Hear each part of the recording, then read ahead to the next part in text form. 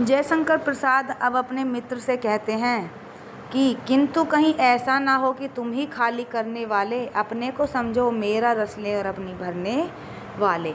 कवि कहते हैं कहीं ऐसा तो नहीं है कि तुम मेरे अपना घड़ा भरने की बातें कर रहे हो, यानी कि जो मेरे पास रस है, रस यानी कि जो मेरे पास कविताएं हैं, जो मेरे पास जो स्किल्स हैं, कौशल है, क्या तुम उसे अपनी भरना चाहते हो, अपना घड़ा भरना चाहते हो?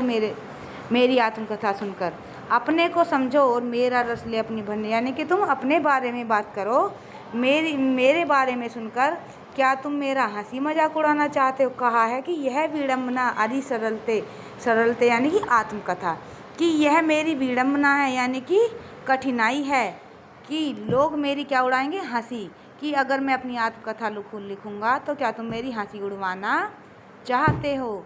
यानी कि उनके जीवन का सपना जो एक छलावा है। कवि कहते हैं कि मेरा जीवन एक छलावा है, क्योंकि मैं जीवन में जो भी कुछ पाना चाहता था वो मेरे पास आकर दूर हो गया। तो ये मेरी विडंबना है, कमजोरी है कि मैं अपनी इस कमजोरी के बारे में बताकर जग में अपनी हंसाई नहीं करवाना चाहता।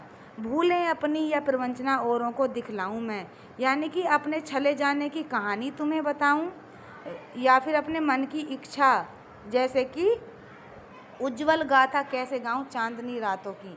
यानी कि कवि कहते हैं कि मेरे जीवन में भी कोई ऐसा समय था जब क्या था, मैं अपने उन मधुर चांदनी यानी कि सुखद पलों की गाथा तुम्हें कैसे सुनाऊं, जब खिलखिलाकर हंसने वाली उन बातों की, जब मैं खिलखिलाकर हंसता था। कब? जब उसे सपना दिखाई देता था। तो क्या होता है कि सपने में जब किसी इंसान को उसकी मनपसंद चीज़ मिल जाती है तो खुश हो जाता है।